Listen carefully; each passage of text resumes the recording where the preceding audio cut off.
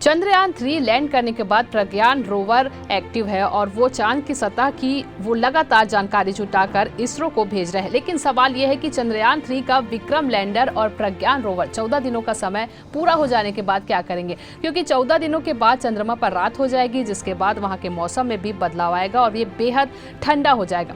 इसरो के मुताबिक चांद पर जब रात होगी तब उसकी गति बेहद ही धीमी हो जाएगी। तो क्या विक्रम लैंडर और प्रज्ञान रोवर काम करना पूरी तरह से बंद कर देंगे? इसके अलावा एक चुनौती यह भी है कि रात के समय चांद पर तापमान 133 डिग्री सेल्सियस तक हो जाता है। कहा जा रहा है कि सर्दी विक्रम और प्रज्ञान के उपकरणों के काम में भी बाधा डाल सकती है। हालांकि इसरो वैज्ञानिकों की उम्मीद है कि सूर्य के आने के बाद विक्रम और प्रज्ञान फिर से रफ्तार पकड़ सकते हैं। चांद की इस लंबी रात के दौरान रोवर लैंडर के साथ संपर्क में रहेगा। इसके जरिए ही पृथ्वी पर इसरो को डेटा मिलेगा। रात में रोवर के साथ सीधा संपर्क होना संभव नहीं होगा।